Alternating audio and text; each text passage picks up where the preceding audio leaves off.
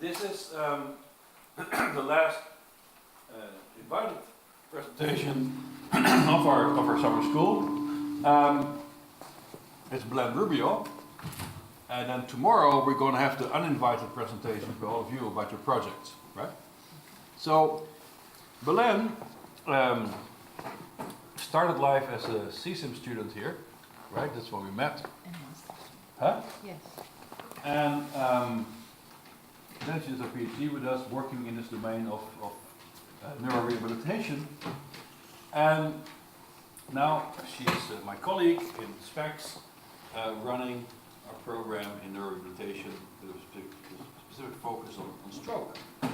Belen is really great in doing that, because what Belen brings together is incredible patience to really manage and run clinical studies, which is really hard. You think running experiments with rats is difficult. It is difficult. But of course, when you deal with humans and patients, the contact is so different. You're in complex hospital structures, there's lots of additional constraints. It takes a lot of, let's say, mindfulness training to get through that, and Belen has been managing that really well. But also, Belen combines that not only with being sort of like, okay, let's just have interventions and see what happens.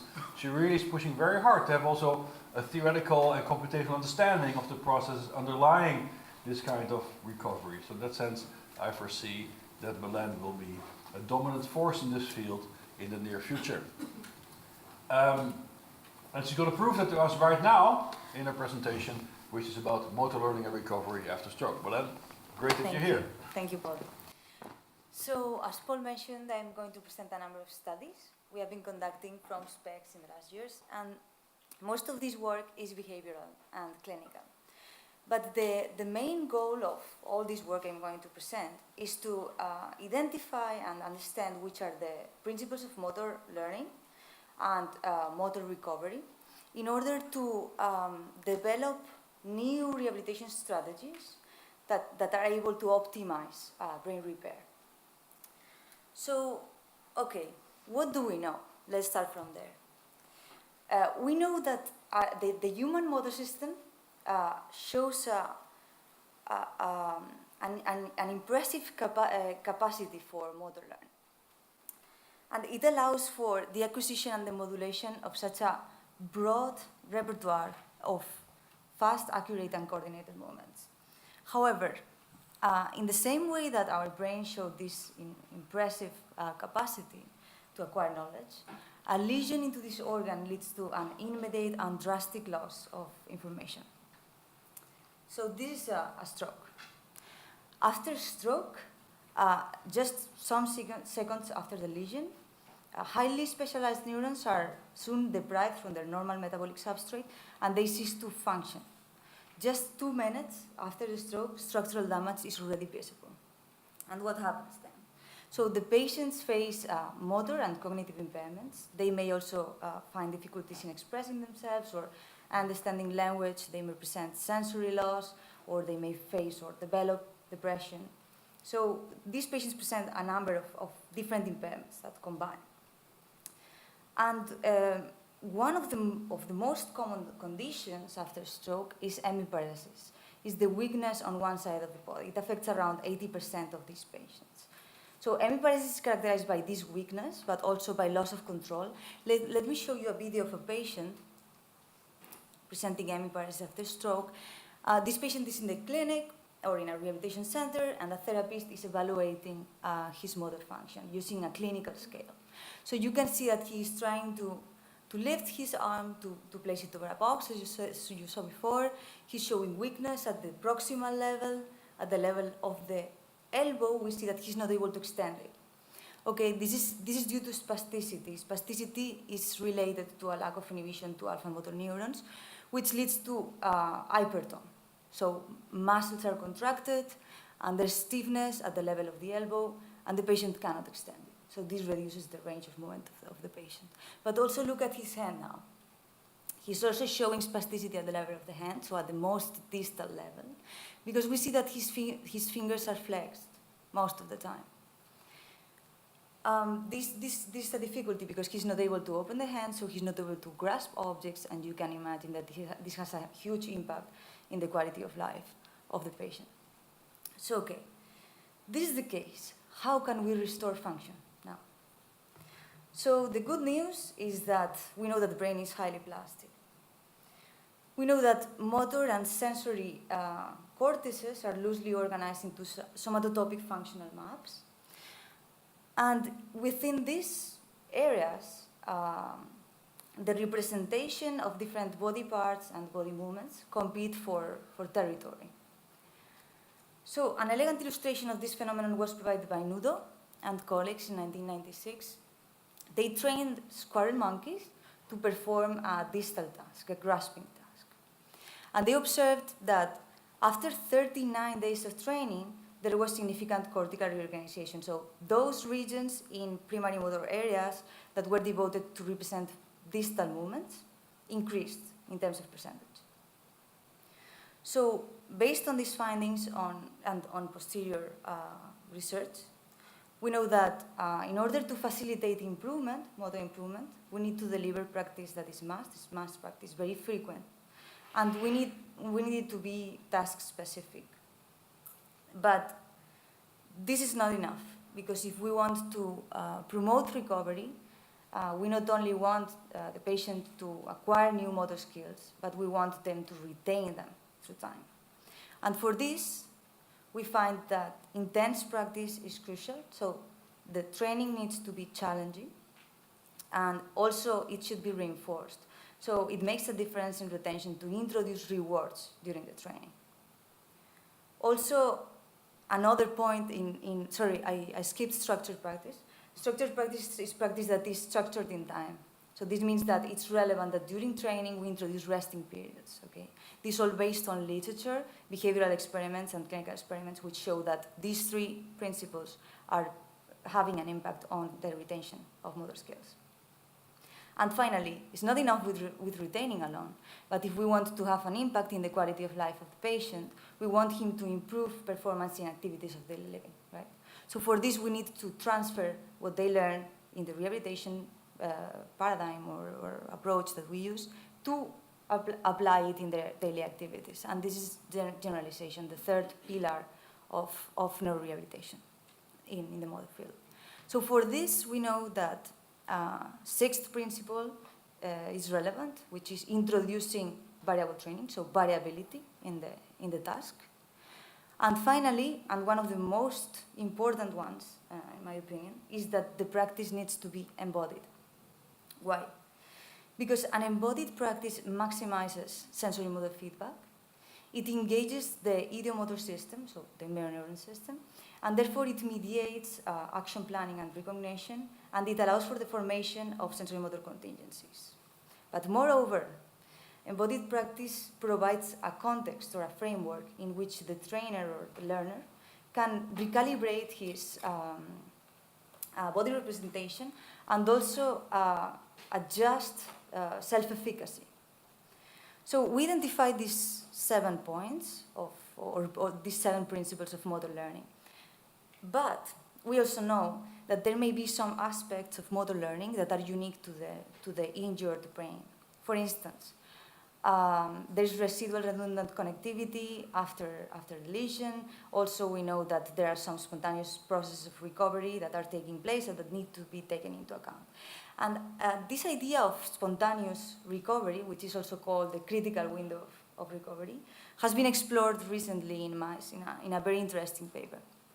So here, Saylor and colleagues, what they do is they train mice to perform a motor task, right? After some days of training, these mice reach certain level of performance. And now they induce a stroke in the caudal forelimb area, in sensory motor cortex. So at this point, they allow the animal to rest for 8 consecutive days. They don't allow the animal to train the upper limbs, okay? After 8 days, they reintroduce practice. And soon, as you can see here, the animal reaches a plateau, okay? He's not developing further gains. So now they induce a second stroke, and this time in the premotor area. After that, they only allow the animal to rest for 2 consecutive days, and they reintroduce training. And what is surprising is that the mice are able to regain fully the function that they lost due to the first stroke and not only to the second. So these results emphasize two main points. First, that early practice is crucial, and second, that there are very tight interactions between those general principles of motor learning that we identify and the specific processes related to spontaneous recovery. So what does this mean? This means that at the chronic phase, when patients reach a plateau in performance, they are not able to recover further. So studies have shown that even at the chronic phase, these patients are able to gain function, as here indicated by clinical scale. So going through therapy allows to restore motor function. This function is as well retained. But what they looked at in this study as well is at cortical reorganization. So they measured shifts in cortical maps representing those muscles that were trained. And they observed that those shifts, so those markers of cortical reorganization, were significantly and highly correlated with functional gains behaviorally measured. So based on all these principles of motor learning and motor recovery, a number of rehabilitation approaches have emerged. So this occupational therapy focuses in increasing the quality of life of the patient. It allows the patient to compensate for his limitations in motor functioning. So it may teach the patient to use tools in order to substitute some limitations, but it mainly wants the patient to be more independent in his daily life. However, constraint-induced therapy has a very different approach. It restricts the use of the affected limb of the use of the non-affected limb in the patient, so he's not able to compensate for his limitations, and he forces him to use in the performance of activities of daily living only and exclusively the affected arm. So it's a rehabilitation approach that gives or delivers training that is task-specific, is very demanding for the patient. And both therapies have shown to be quite effective, both at the acute and chronic phase, but we still don't understand how effective they are. We still don't understand which are the principles behind them. And they present a number of important limitations. For instance, they are not suitable for all patients. In the case of constraint-induced therapy, also in the case of occupational therapy, both need supervision. And many of these patients have not access to it. But in the case of constraint-induced therapy, only 15% of stroke patients are able to benefit from it. So it has very stringent inclusion criteria. Why? Because it's very frustrating. 30% or more of stroke patients, stroke survivors, suffer depression. So you can imagine it's very frustrating tasks and it's not suitable for them. Also, it requires a certain level of function at the distal level, so at the level of the hand.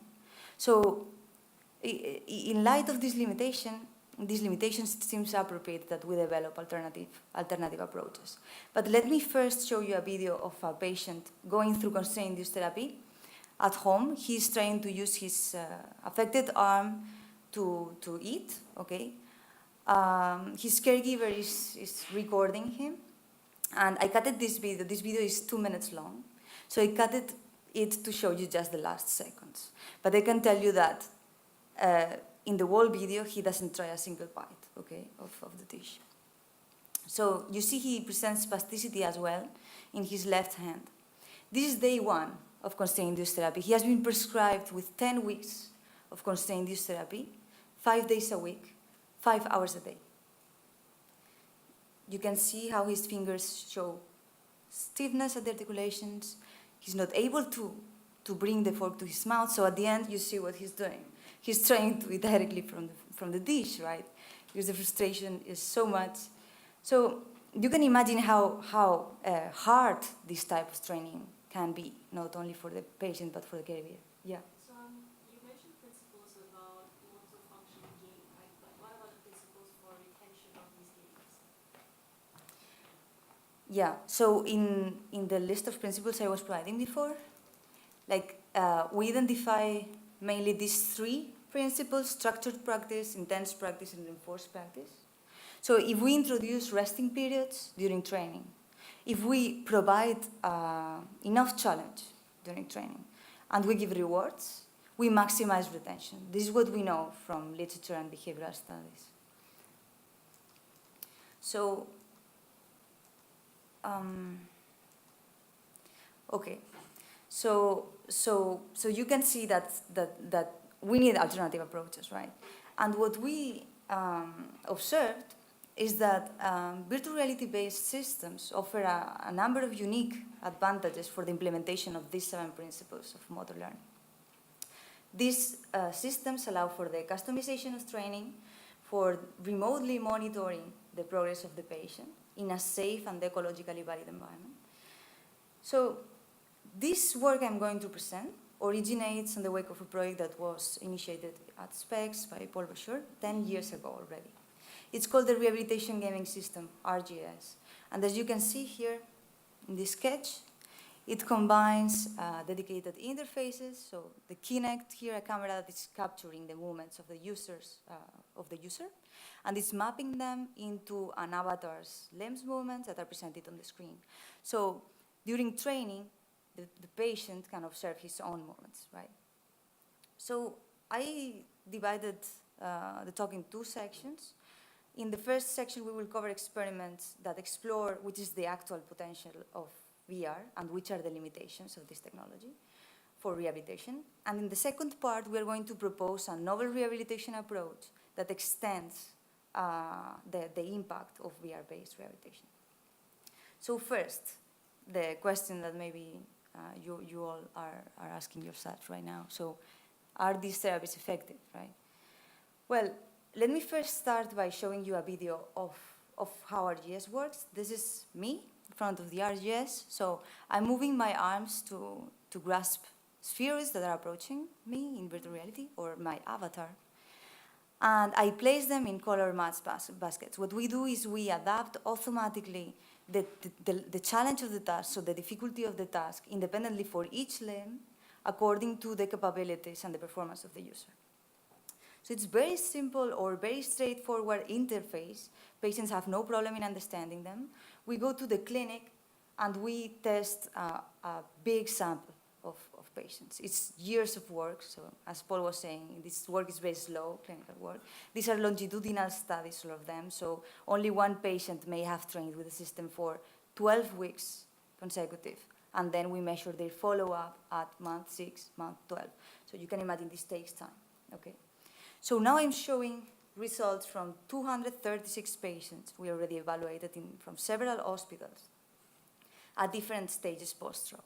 So here you see that this is the chronicity of the patient, and this improvement rate per week measured by Fugl-Meyer scale, so standardized clinical scales, behavioral. And we observed that at all stages post-stroke, RGS seems to induce rehabilitation or facilitate recovery at the motor level in comparison to not using the RGS. But what does this mean? Okay, they recover at the functional level, but what happens at the structural level? So we take a subsample of these patients, only 13 patients, and we offer them to go through navigated brain stimulation procedures in order to measure 2 main variables derived from the training with RGS. So one is the centroid displacement, so reorganization in primary motor cortex. And we measure centroid displacement of those areas devoted to 2 main muscles. One is the abductor pollicis brevis, which is in control of abducting the thumb, okay? And the second muscle we are looking at is the extensor radialis that is in charge of extending the wrist. So we look at centroid displacement, so we compare pre and post shifts in these cortical maps. And second, we measure stimulation efficiencies, which reflect the integrity of corticospinal tracts, okay? And we wanted to see changes in stimulation efficiencies related to the pathological or the affected hemisphere and the non-affected hemisphere by the lesion. So we look at the results now. First, we see that the non-pathological hemisphere is showing higher stimulation efficacies in comparison to the pathological hemisphere. But we also see that in the case of the abductor pollicis brevis, After training with RGS, we see a significant increase in the integrity of the corticospinal tract, so in stimulation efficiencies. Second, we analyze shifts in cortical maps by centroid displacements, and we surprisingly find that they correlate very significantly with improvements in clinical scales. So again, as Liebert was showing, now we are demonstrating that RGS induces functional improvement, and this functional improvement is highly correlated with cortical reorganization, and this happens at the chronic phase. So, okay, we learned this, but we still, yeah. What about the non-RGS group? Yeah, so the non-RGS group combines patients that were not performing any specific therapy. So they were performing just maybe non-therapy or their own therapy at private clinics. And patients that were controls that were performing occupational therapy. So we consider all of them controls and we compare them to the RGS group. And what we see is that still they recover, especially at the acute phase, as you can see here, of course. But at the chronic phase, they don't show much progress. But what about the reorganization? Okay. No. So, okay, so now the next question is, which are the long-term effects or benefits of virtual reality-based tools? And for this, we want to explore specifically the retention of motor gains. And we take a bunch of studies that have been published during the last years, and we perform a meta-analysis. And we want to compare how optimal is VR-based rehabilitation for inducing long-term effects in comparison to constraint-induced therapy, okay? So we identify 13 studies exploring the effects of virtual reality in comparison to standard care, and 20 studies exploring the effects of constraint-induced movement therapy in comparison to standard care. And we put all the data together in a meta-analysis. So this is a summary of the results we get. While non-specific VR systems are only able to induce gains at the acute phase, where is the cursor? Okay, it's here. Here, at the end of the therapy, there is no retention of those gains. And at the chronic phase, we don't see absolutely any impact that is significant. But in regards to constraint-induced movement therapy, we observed that at the chronic phase, this therapy is able to induce functional recovery, and also this recovery is preserved at follow-up period, so it's retained. And now we are wondering, okay, why? What is special of constraint-induced therapy that is allowing for these long-term benefits? And we know that one of the main focuses of constraint-induced therapy is allowing the patient to reintroduce the affected arm in the performance of activities of daily living. Yes, sorry. So the error bars are very large. I mean, so for example, the follow-up for the NSVR Yeah. looks as if some studies are having a lot of effect and others aren't. I mean, is it possible to break down Yes. the studies and work out which ones are effective and why? Yes, that's an important point, because the constraint-induced movement therapy is established and has very concrete, let's say, it has a very concrete protocol to administer. But in the case of non-specific VR, we are putting together work from analyzing the effects of systems that are very heterogeneous. For instance, we may include here papers that are analyzing the effects of Wii, Nintendo Wii, on motor recovery, and we are mixing them with studies that are developing dedicated systems, right, based on principles. So that's why it's so variable, yeah. But I would like to make the point here of, especially, or what I would like to emphasize more is in this part. So constraint-induced movement therapy is able to induce gains, and it seems that it's quite effective. So if we understand why, maybe we can overcome the limitations of this therapy. So as I was saying before, one of the main objectives of constraint-induced movement therapy is to promote the use of the affected arm in the activities of daily living. So we analyze the impact of this therapy in arm use, and we see that these patients show higher probability of using the affected arm after the therapy, and these benefits in arm use are preserved as well. So it may be that arm use is the key for retaining new motor skills or improvements in motor performance. And interestingly, and this may sound obvious, but if we go back to instrumental activities of daily living, we observe that if we manage to make the patient use or integrate the affected arm in the performance of activities of daily living, such as showering or dressing up, eating, and so on, these activities will satisfy, or this training will satisfy all the 7 principles of motor learning that we were identifying before. So the patient will go through mass practice that is very specific, structured in time, is challenging enough, is reinforced, is variable, and is embodied. So the performance of activities of daily living using the affected arm may boost improvement, facilitate retention, and also generalization. So this is the concept that motivates the next part of this talk. So can we implement a new method in virtual reality that promotes the use of the affected arm? If we could do that, could we do it in a way that we extend the benefits of constraint-induced therapy to all those, to that population of patients that cannot benefit from it right now? So for instance, a therapy that promotes arm use and is not frustrating, right? That is also suitable for those patients that do not present function at the distal level. Okay, can we do that?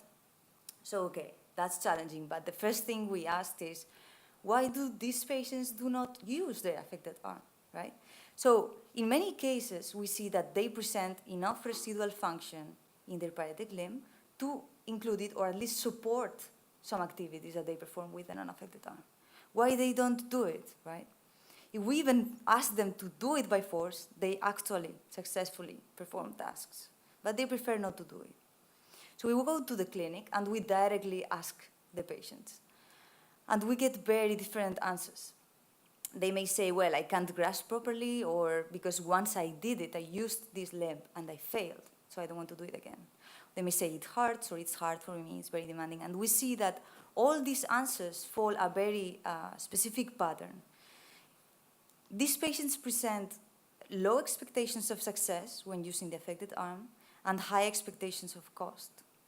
So if we would understand better how these 2 parameters determine hand selection patterns, we could then design rehabilitation approaches that modulate them and somehow promote arm use and therefore also boost recovery, motor recovery.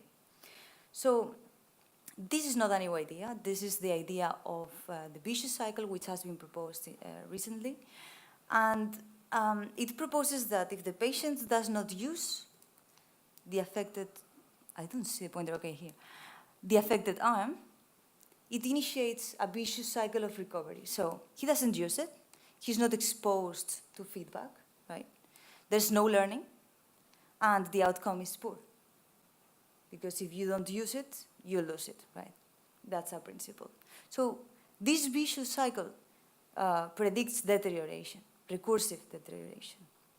And there is a way to break this cycle and to even reverse it and convert it in a virtuous cycle of recovery. This is called the virtuous cycle of recovery. And it's what constraint-induced therapy is proposing, right? So the way it approaches this problem is to force the use of the affected arm. But as we saw, maybe it's not the proper way to go. So we propose an alternative to reach this same virtuous cycle of recovery. Instead of forcing the use of the affected arm, we propose to reinforce it, to manipulate the outcome. So how do we do this? We do it in virtual reality.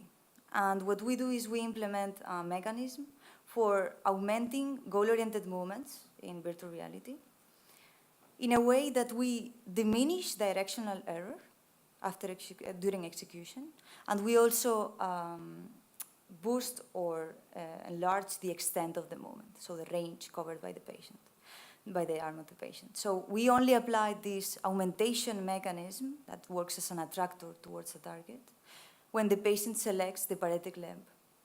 And therefore the patient somehow, let's say, I don't like to use this word, but we are cheating through visual feedback the patient, right? So he's observing that he's more able to perform tasks than what he really is. So we design a task in which we present a target at a certain location, and we ask the patient to freely choose whichever limb to reach that target. We now recruit 20 chronic stroke patients, and we divide an experimental protocol in 2 phases. So in the first phase, we just allow the patient to get familiarized with the task and train, performing reaching movements, selecting which hand to use freely.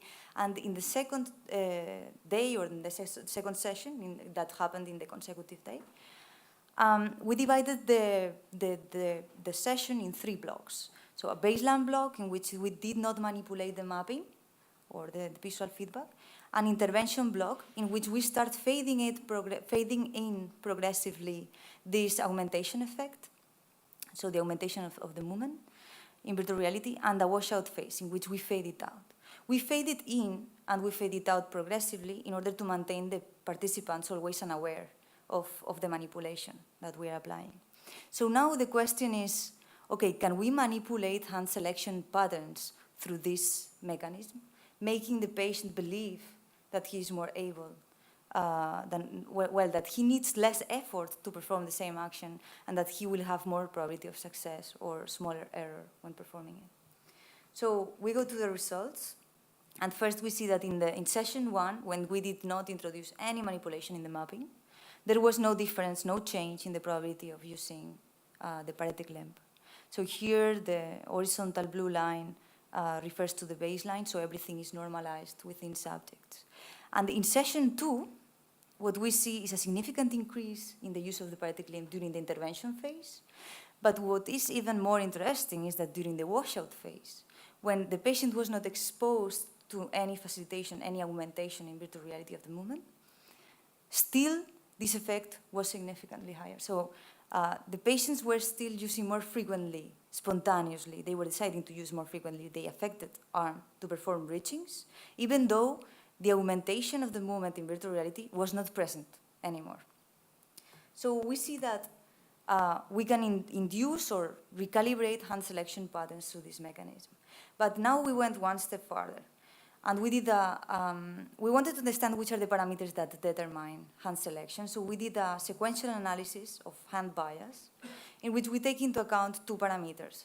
So we want to understand how the selection of one limb or the other is going to influence the selection of the paretic limb in the next trial, and how the event that occurred at certain trial is going, so if it was a failure or a success, that trial, is going to influence the selection of the paretic limb in the next trial.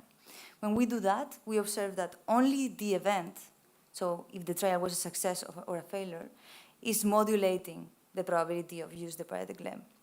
And when we mix both factors, what is interesting to find is that only when the patients used the paretic limb and failed to reach the target, now the probability of using the paretic limb again drops significantly. And this effect does not happen in regards to the non-paretic limb. So this means that patients are especially sensitive to failure only when using the affected arm. So to conclude from this study, we see that we can design a mechanism and implement it in virtual reality in order to promote the use of the affected arm. This may lead to more intense practice during each rehabilitation session. And also, we see that since these patients are so sensitive to failure, therapies that are based on reinforcement may be especially effective. So, okay, how does this translate into long-term effects? So, now we want to run a longitudinal clinical trial in which patients are exposed to this manipulation in virtual reality, but for many days and weeks. Right? We want to see if it affects their motor recovery. So for this, we design a novel therapy, a new therapy, we call reinforcement-induced movement therapy, and it's composed by 4 main elements of reinforcement. 2 of them are implicit and 2 are explicit. So the implicit are, as we said before, augmented goal-oriented movements in virtual reality, also shaping through training, which means adjusting the challenge of the task, And we also add two explicit reinforcement elements. One is providing feedback about performance, explicit feedback about performance, and the other one is limiting compensatory movements. So for instance, trunk movements or overusing the non-affected arm. So in this study, we will focus in understanding or analyzing which are the effects of this augmentation of goal-oriented movements. We go back to the clinic again, and this time we recruit 18 chronic stroke patients. We assign them to two groups, an experimental group that will experience this augmentation of visual feedback of arm movements, and a second group that is in the control group, which will not experience any manipulation in the mapping, so one-to-one mapping. They complete one session a day during 6 weeks, consecutive weeks, 5 days a week. And we evaluate motor function at baseline before starting the training, at week 6 or after week 6, after they finished training, and at follow-up week 12. So first, also let me mention that patients were blinded to the condition and also evaluators. So we now analyze the effects of this treatment on hand selection, and we see that those patients in the experimental group were selecting more the affected arm to perform reaching movements in VR. Also, again, we find exactly the same results we found in the previous study. So these patients are especially sensitive to failure when using the affected arm, but not when using the non-affected arm. But now we found something new, and is that when we add this augmentation to the mapping, or this goal-oriented augmentation to the movement of the arm, their sensitiveness to failure disappears. Okay, so to summarize, we find that we can influence arm use, but also we can reduce the patient's sensitivity to failure when using the affected arm. How does this translate into functional changes, so motor function? So we see that patients in both groups showed improvement at week 6 after finishing the therapy, but at week 12, only the experimental group keeps recovering. So we not only have retention, but they keep recovering even though they are not following any specific training during this period. We find this in Fugel-Meyer scale, but we did not find the same pattern in Cajai scale. Cajai scale is evaluating performance in activities of daily living. So it's very difficult to interpret these results. One interpretation would be that these patients now, through being exposed to these augmented movements, are recalibrating their self-efficacy. And therefore, now they are using their affected arm more often in the activities of daily living. So even when the patient left the experiment, went back home, he kept using it, and he went through some spontaneous training that then translated into these gains. However, we don't understand yet what this means. So what we do now is we implement a model of recovery in order to explore the different mechanisms behind hand selection and how they are contributing to the modulation of hand selection patterns. So this is a bistable model of recovery, a functional model, in which we can generate simulations of, sorry, you don't hear me. We can generate simulations of hand choice and performance of reaching movements in a planar unimanual task, right, towards a target. So, sorry, I'm dry.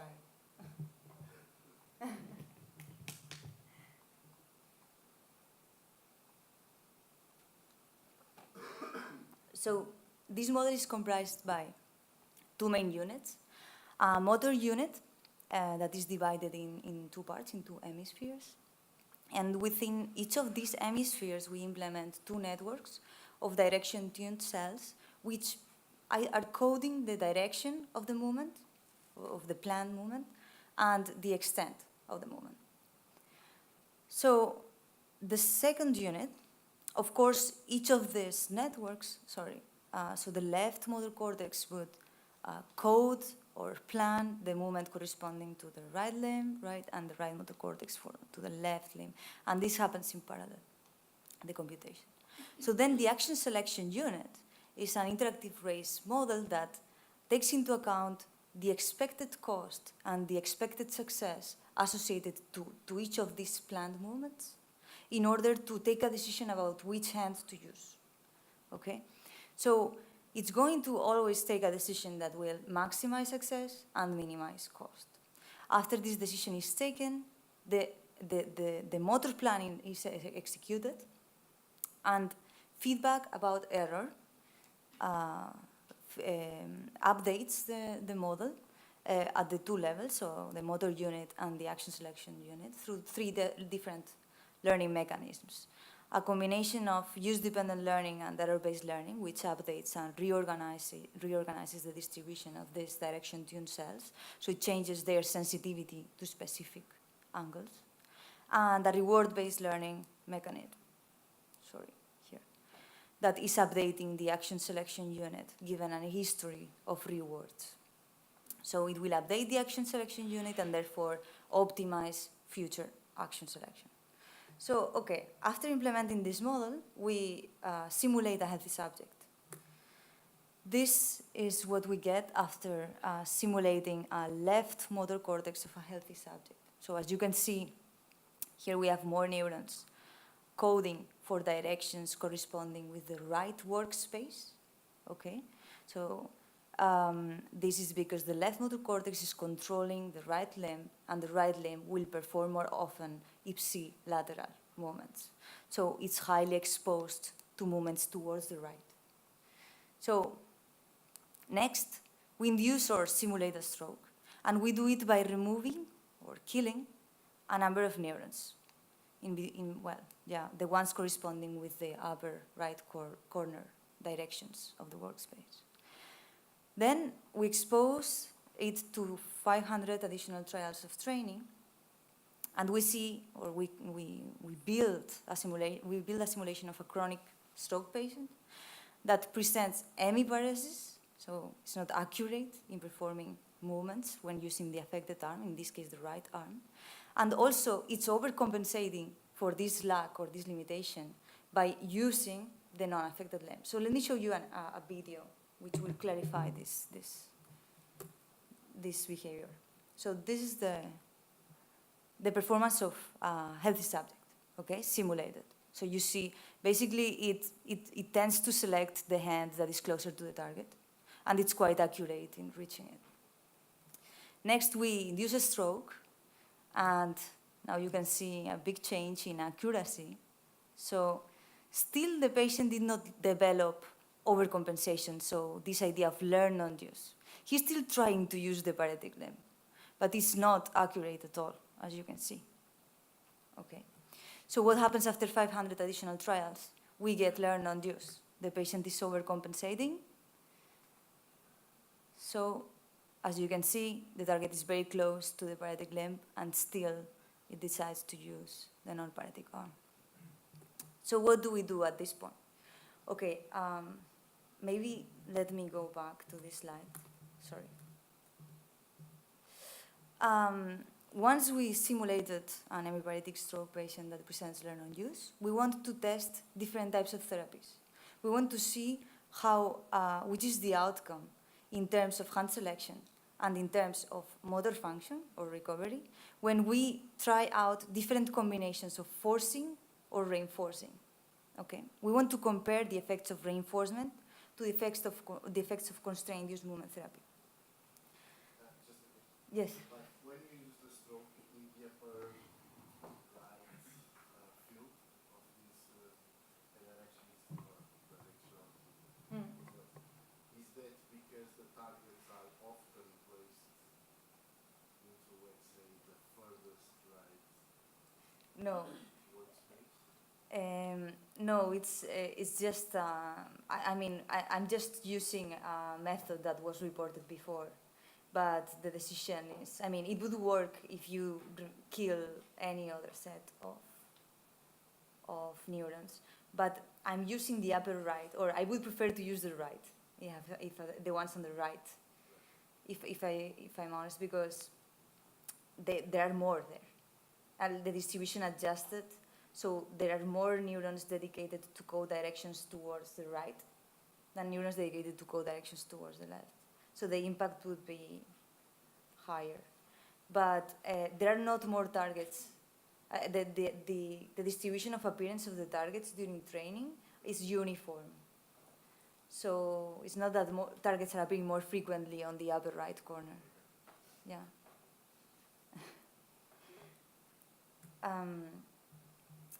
Okay. So we generate a big bunch of combinations of therapies which combine forcing and reinforcing protocols. And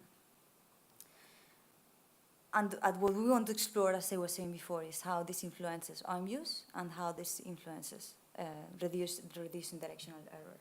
So these are the results we get. And first, we see that those treatments that were more effective in promoting arm use, okay, are also effective in improving motor function, so reducing error in performance.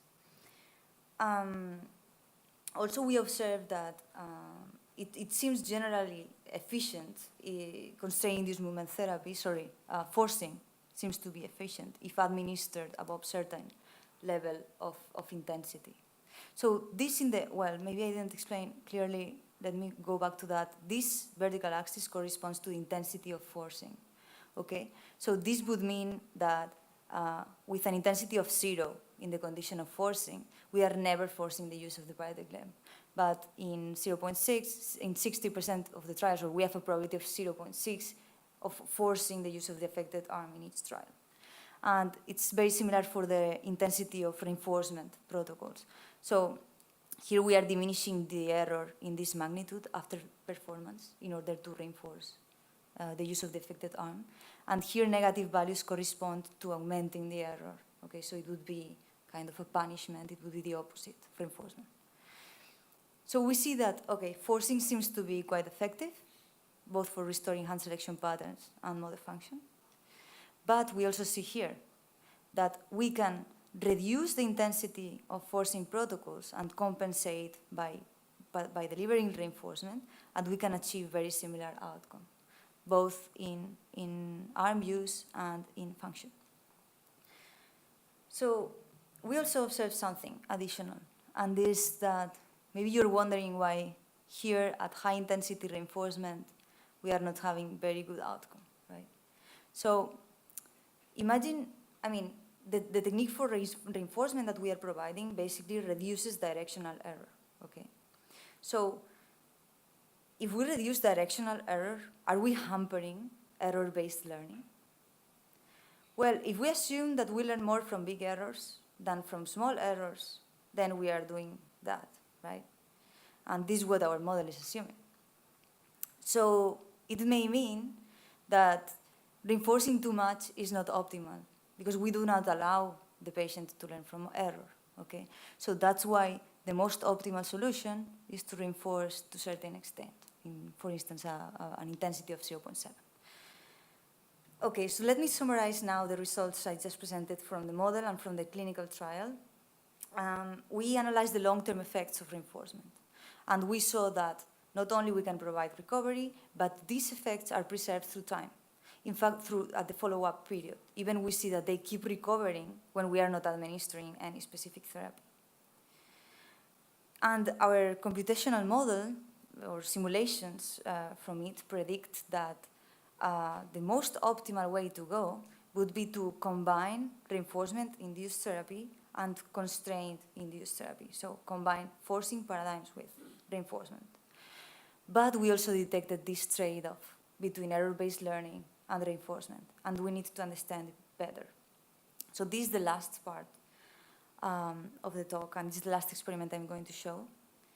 This is an experiment we only conducted on healthy subjects for the moment, but the results are quite interesting. So does reducing the error hamper motor learning, or motor adaptation, or error-based learning?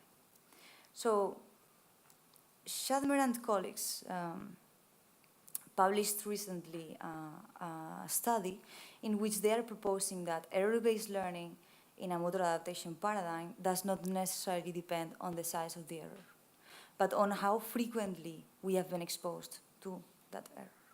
Okay. So they propose that the brain can modulate its error sensitivity to favor learning from those errors that repeat more often, that we are revisiting. So this means we would learn more from an error that we are revisiting, that we experienced before, than from a new error. It somehow makes sense if you think about it, because errors that never occurred before may not come from us. Errors that occur often may come from us. But you can imagine that an error that we never saw before may be due to external causes. So why would I want to adjust to it, right? Or to learn from it? So in this study, we will explore how different conditions of manipulating error influence learning. And to do so, we define 3 conditions. So you can see here, if I find the pointer, okay. The M+ condition, we call it positive mapping. This is the one that corresponds with diminishing the error, so reinforcement-based therapy. Then we have the negative mapping, M-, which augments the error, and neutral mapping. So which is the result in terms of distribution of errors? So the positive mapping is diminishing the variability of visual errors, okay? And it's increasing the probability of perceiving or being exposed to small errors. By the opposite, the negative mapping condition is increasing the variability of errors, okay, in this case directional visual errors, and it's increasing the probability of being exposed to big errors, okay, diminishing the probability of small errors. So we are generating a mechanism for manipulating just the distribution of directional visual errors to which the learner is being exposed. Okay, this is mainly the story. So now we design an experimental paradigm, and we recruit 18 participants with no neurological damage. We instruct them to perform an adaptation task, so it's a reaching task towards a target, in which we are imposing directional visuomotor perturbations with a probability of 0.1 at each trial. So this means that every 10 trials, the direction of the perturbation would shift, would cross the midline. Okay, so this is a very common paradigm to use in for measuring motor adaptation on trial basis. So we divide the paradigm in 3 blocks. So each block corresponding with one of the conditions we mentioned before. So first they're exposed to M+, diminished errors, neutral mapping, and then M-, so augmented errors. And half of the subjects recruited will go through the 3 conditions in reversed order, okay, to counteract for order effects. So now we measure motor adaptation. Basically, we define motor adaptation, as it is in literature, as the amount of error that is corrected from the error the learner perceived in the previous trial to the error he performs in the next trial. We take into account a component of decay, which follows standards as well. And finally, we get a measure of error sensitivity. Error sensitivity mainly describes the percentage of visual error that the participant observed in the previous trial that is corrected in the next trial, okay? Which is the percentage of error that I perceived and that now I corrected. This defines error sensitivity. And it's related to motor adaptation, of course. So this is the setup we used for the experiment. This is me moving an exoskeleton, controlling the movement of a virtual hand. I'm visualizing this feedback using a head-mounted display and then applying all these modulations on the top of the movement. So we are using a head-mounted display in order to as well occlude the movement of the real arm of the participant.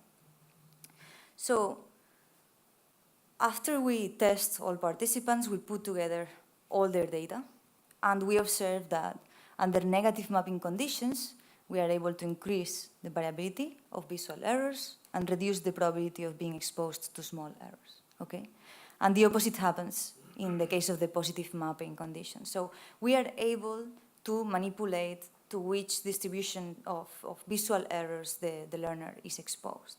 Now the question is, according to our first hypothesis, these people here going through this will learn less from small errors than these people here, because they are less frequently exposed to small errors, right?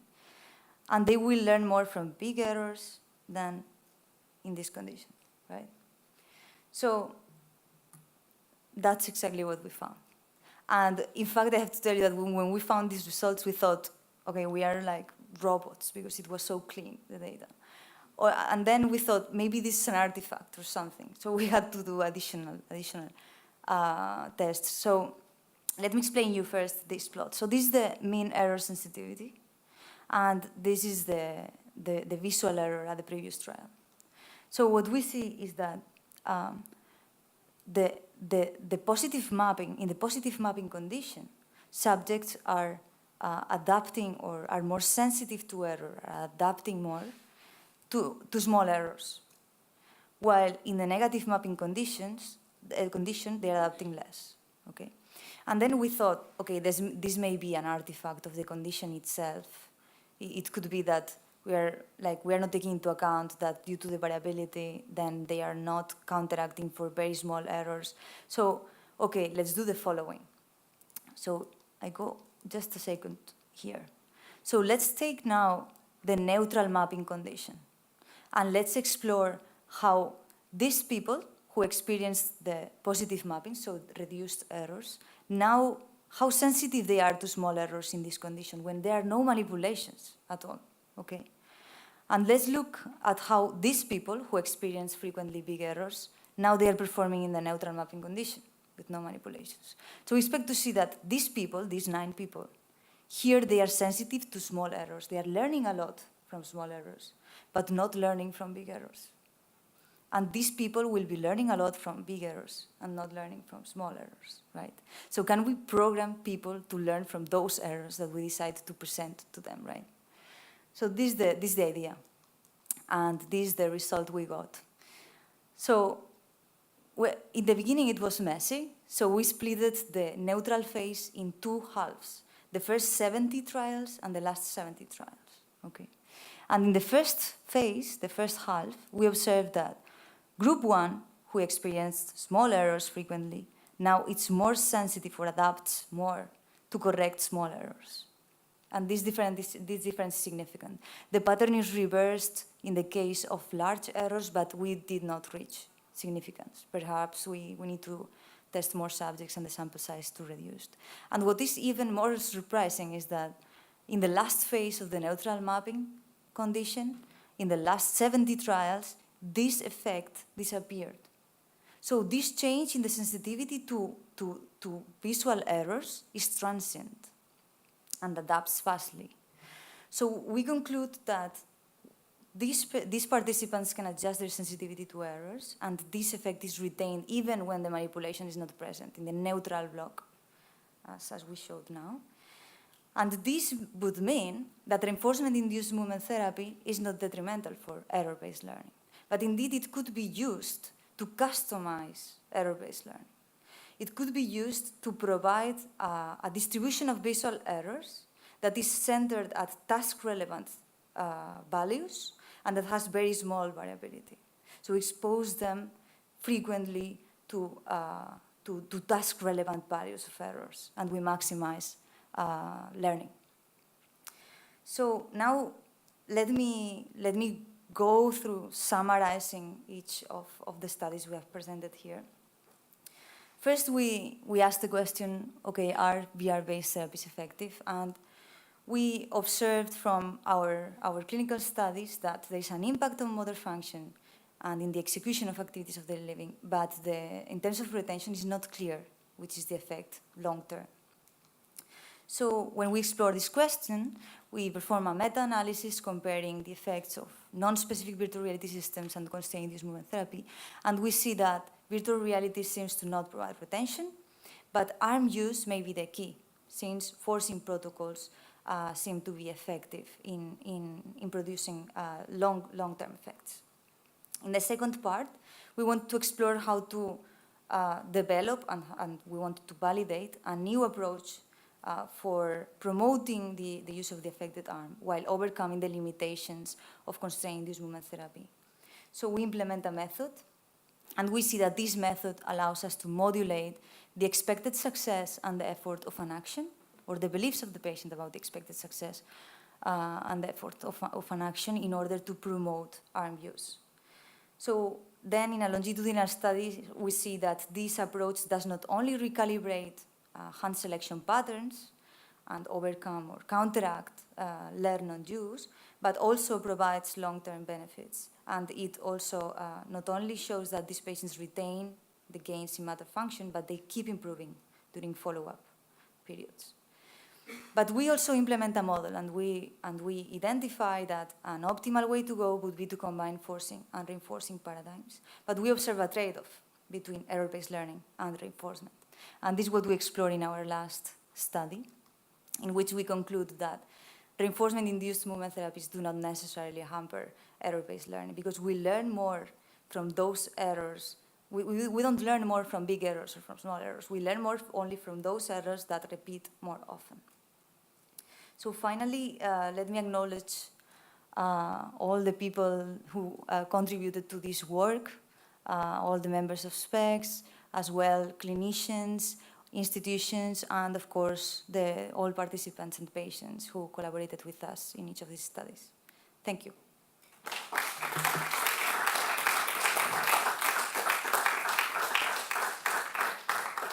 Well, that's great, Belen, but what to do with the microphone? Which, Okay. Questions for Belen?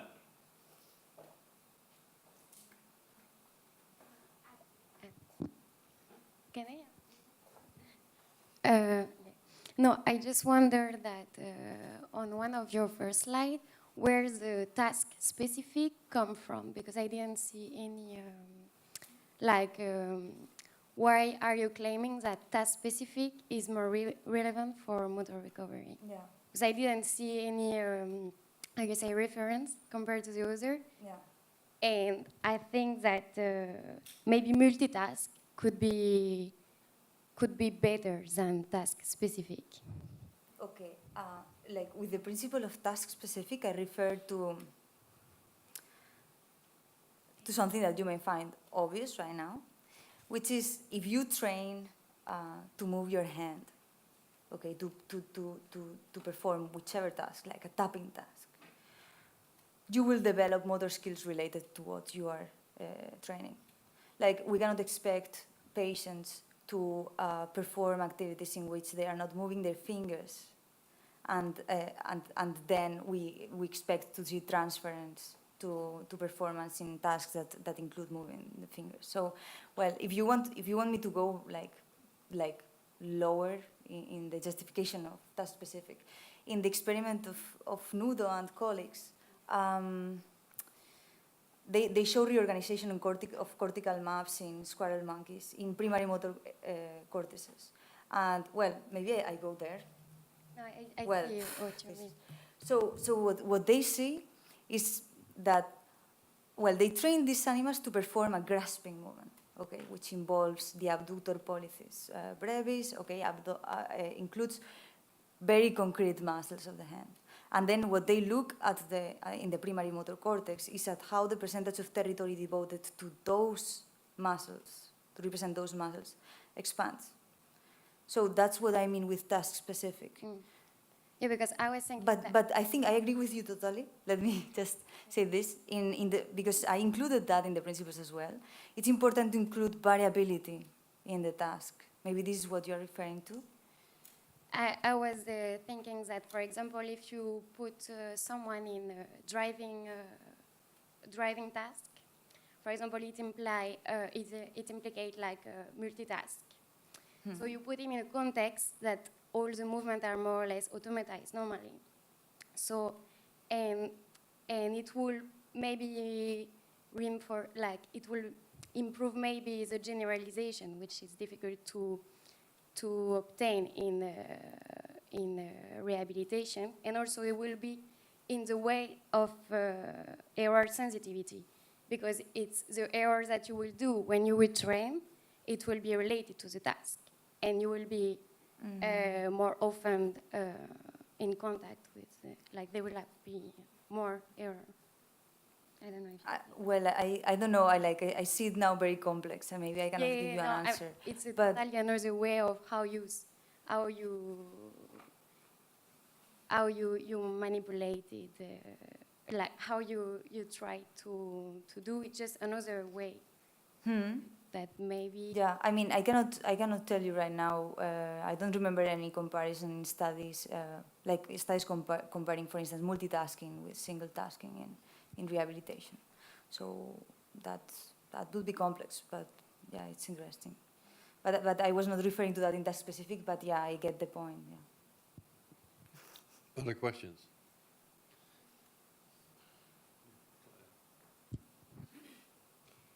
So I find particularly motivating the fact that RGS practices planar movements mostly. And then this practice of planar movements then in Kahai generalizes to movements such as flexion of fingers and wrists. Because Kahai tests not only the planar movements, but the activities of daily living. And I wanted to ask, what's your take on this? Okay. I mean, is the amplification of the movement in the training so prominent for the patient to believe that they can perform, that maybe when they finish the session, they go home and they actually use their hands, and therefore they... Yeah, okay.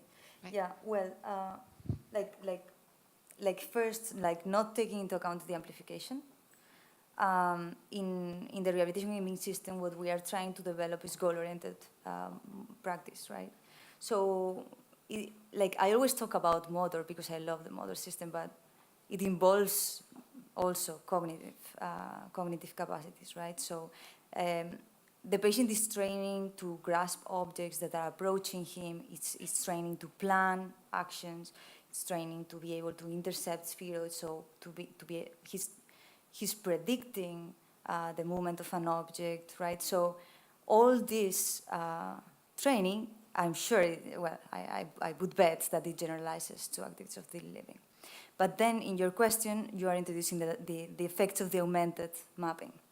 So in these terms, I cannot answer. But my intuition tells me that these patients are like being exposed to this augmentation, are recalibrating their self-efficacy, and actually they are using more the affected arm. So now we want to test that. So in the next project, we're going to include wearable devices that track arm use in activities of daily living, and this has a lot of potential because through bracelets incorporating accelerometers, we can just measure arm use 24 hours, right, and for many days, and it's quite this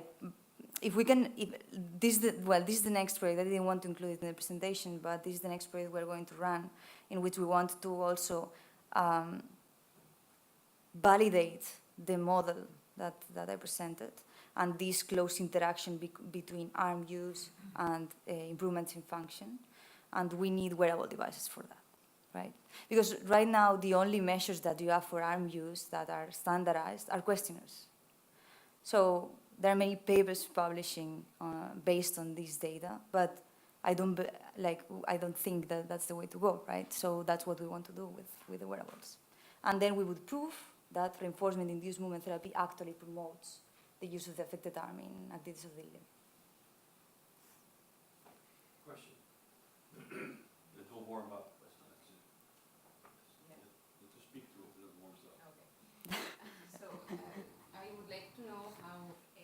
Interferes in this type of learning, and if you took into account while selecting patients their age. To be honest, we didn't explore much this aspect. Usually, we try to define stringent inclusion criteria at the moment of recruitment, because we want to have heterogeneity, right? Because otherwise we would need large sample sizes. And that's why we define certain age range or limits. But I would expect to see very similar effects in young patients as we see in elderly. What is true is that we should start investigating it, as well as we should start investigating as well those patients that are severely impaired, because we are there leaving a gap through this inclusion criteria that we we try to respect in order to be scientific, right, and in order to be practical, because as well it's impossible to get significance if you have a very heterogeneous population. But at the end, we are, for instance, avoiding some little problems, let's say, like for instance, severely impaired patients. We don't know anything about that. Like literature is not publishing about rehabilitation approaches to overcome auto impairments in severely impaired patients. So, yeah, I mean, it's a matter of inclusion criteria, but yeah, we should start expanding, and that's the goal. Yeah. Can I have another? I would like to know your opinion about using imagination. Yeah. Because I know nothing about it, but I know that it has been Yes. used in Yes. We conducted a clinical study, an imaging study with fMRI, in which we were comparing different conditions. One was performing, I think it was a grasping task in RGS, rehabilitation imaging. It was reaching? In the spheroids, yeah. But they were pressing a button, or they were actually reaching? No, they just have to imagine. No, but the group that was performing, I think they were pressing a button or something. But I don't know, maybe, yeah, it was like, okay. So then we were comparing a condition in which patients were performing reaching and a condition in which they were imagining this reaching. And what we saw is that the ideomotor system, or those areas that are related to the mirror neuron system, showed even higher activity in the case of the imagining group than in the case of the performing group. So I think that this suggests that there is some potential in that approach, right? But we didn't explore it further. We only have this imaging study, and we didn't apply it through RGS. But it would be interesting to modify like RGS paradigms for rehabilitation in order to include like interleaved trials, let's say, where patients can imagine movement. Yeah.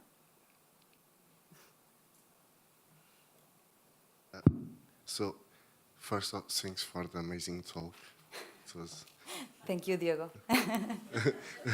So, what I was thinking while we were talking about this transient sensitivity to error is whether you are actually constraining yourself to a motor domain, and that could actually be a generalizable mechanism for any other type of process, cognitive process going on. And obviously, from my side, I would really much imagining it into within the spatial domain, where you actually would have to, go for spatial representations, but still, like, sensitivity to error would boost yourself, like prone or promote some learning mechanism. Have you considered or having in mind some tasks where we can actually move away from the motor system and claim that as a general brain? That's a challenge, but yeah, no, I think that this story of changing sensitivity to error, I didn't mention it, but when we are changing sensitivity to error, we are changing sensitivity to visual error, right? So it's sensory input that is being modulated, or the sensory error, right? So I think it would transfer through all sensory modalities, like this same effect. This is something we should check, but I would expect that. I would expect that haptic errors that are frequent, then you adapt faster to them, right? You extract more information from them. But in terms of space, I'm not sure how I would, to be honest, I don't know how I would translate these findings into space. If you would maybe encoding error in space at final positions, but I would not visualize right now how the experiment would be. But that's an interesting question. But we did map it to a cognitive space with these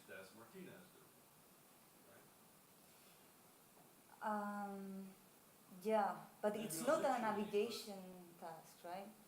So, So the issue of error we have mapped that to a cognitive space. Mhm. Now you have an executive task that you must, Yeah. or you have a multitask.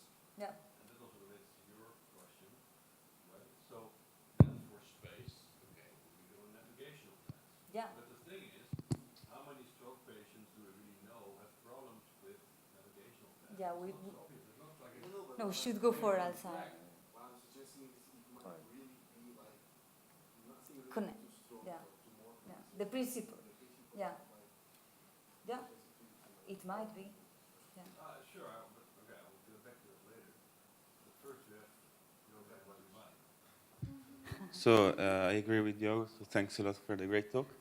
I think one of the most interesting points, like that you are highlighting is that in standard therapies you have like this idea, that you repeat movements, that are like stereotype movements. You repeat them like until like your motor cortex somehow recovers. But there's like a key element missing, that is that the goal-orientedness of the behavior. So then I wanted to know, like, what's your take more from a modeling perspective? Now, what would be like the benefit, like from a modeling perspective, like to introduce like the notion of goal to movement, and why these would boost learning, like learning and recovery by engaging essentially, I guess, sort of parallel learning mechanism. It's not just like the. Well, if there's no goal, there's no outcome in terms of reward, right? Mhm. If there's no goal, it's difficult to, or if there's no goal, it's the ideomotor system is not recruited fully. So I think there's plenty of mechanisms that would support that goal-oriented movement is superior for rehabilitation. Yeah, so that's why I think that we are going through the correct, or we are taking correct decisions in these terms. Like right now, as you were saying, standard care, many tasks in standard care consists in moving an object, like back and forth, Right. So where is the reward here? Like, there's no reward. There's no possible way of transforming that task into a rewarding experience. Plus, it's boring, right? And all the additional problems that it has. Right? Thank you. Thank you. Also, like, maybe important to mention, like, the human motor system is highly redundant. You can achieve the same goal in many different ways, right? So when you provide a goal, you allow for this variability. And as we were seeing variability is a key issue for retention, right, and for generalization. So But Belen, aren't you now dropping out of your declared religion? Because early on, we had this slide with your 7 principles. Go back to it. Just push 3. With, I go. just push 3? 3. Yeah, 3 Oh. and then return. Then it should jump there. 7 principles, yeah. Okay, 7, sorry. So where's goal-oriented here, and where's ideomotor here? So ideomotor is embodied practice. Okay, and goal? Goal-oriented,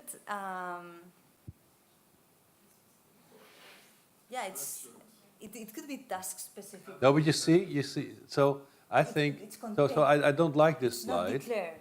Huh? It's not declared.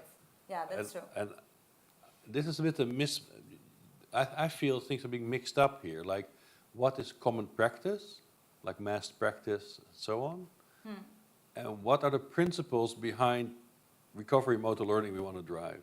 It's not the same thing.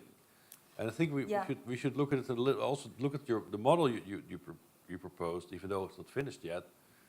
It's not necessarily matching with these 7 criteria, if you want, literally. So I think you should take more liberty there.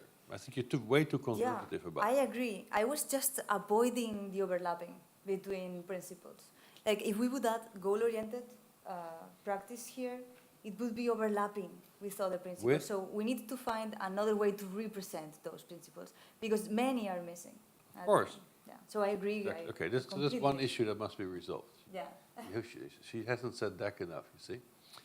And the second thing, and then we can relate this very directly, is error-based, right? Because you show that error comes in different forms, if you want, right? So now we want to map that to the brain. And you didn't talk that much about the brain, but you want to now show us, or at least convince me, that we know which specific set of error-driven learning mechanisms we're manipulating, right? So what are they? Well, yeah, that's a tough question, I have to say, because No, I have the answer already, but no, because I understand that we may relate error-based learning at early stages or in adaptation tasks to cerebellum, and then other types of errors we may relate them to cortex. So there are many mechanisms behind error-based learning. Like there was a paper published in, I think, Current Biology like last year, in which they were identifying, I don't know, 6 different mechanisms for error-based learning at the motor level. So I think that's a very interesting question, but it's something I cannot address right now at this level. But I think we can, because we have models, right? We have our own models of cerebellum. We understand how they work, but also we also know the limitations within which they work, right? So if you talk about visual feedback error, right? To map that on cerebellum might be a little bit more of a long shot, but if you look, for instance, this premotor model we have on error memory and its manipulation of competition in a motor system, that might fit rather closely with that, right? So I think that we have opportunities there to also make that model sharper and more tuned, more explicit than it is now, and I think that's great. We just have to do it. Yeah, I agree. I mean, just the outcome from the memory first study should inform now and recalibrate the weights we are using in order to adjust for the sensitivity of the error, and it should grow. Yeah, I completely agree. Okay. Any more questions for Belen? If not, Belen, thank you very much.